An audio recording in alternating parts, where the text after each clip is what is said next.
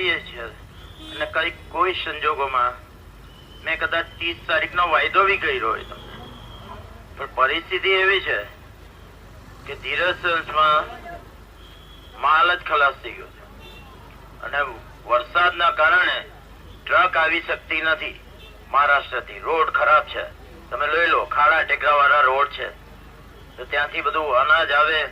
હવે બીજી વાત કે મેં એને ચેક આપેલો હતો 2.5 કરોડ માંથી 1 કરોડ નો. હવે તે પાસ થશે.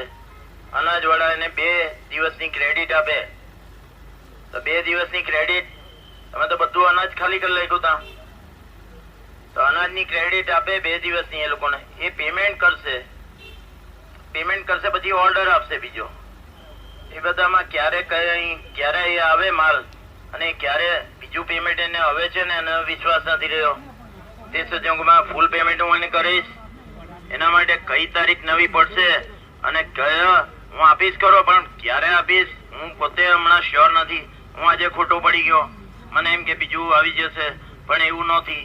ત્યાં માલ જ નથી. તમે બધા થોડા જવું જોઈએ. હાઈટ ખામટા તમે ત્યાં ખરીદી કરવા ઉપડી ગયા. સુરત વાળા એ લોકોના ક્લાયન્ટો અટવાઈ ગયા અને તે સંજોગોમાં વસ્તુ એ છે કે આમાં કઈ નવી તારીખ જે પડશે તેની તમને જાણ કરવામાં આવશે. ઓકે, હમણાં કઈ તાત્કાલિક થવાનું નથી. અહીંયા તમે આખા પોલીસ વાળાને સવારથી હેરાન કરો છો. મેં ક્યાં કે તમને કઈ કેવું છે? આજે હું આવીને તમને બધા આવ્યો જરા બાથરૂમમાં જો. હું કઈ ધંધો કરું મારો કે દાન કરવું છે બરાબર છે ને હું આપીશ, પણ એની કઈક મર્યાદા હોય. તમે આ રીતે અહીંયા હલ્લો કરો અને પોલીસને બીજો ધંધો નથી કઈ?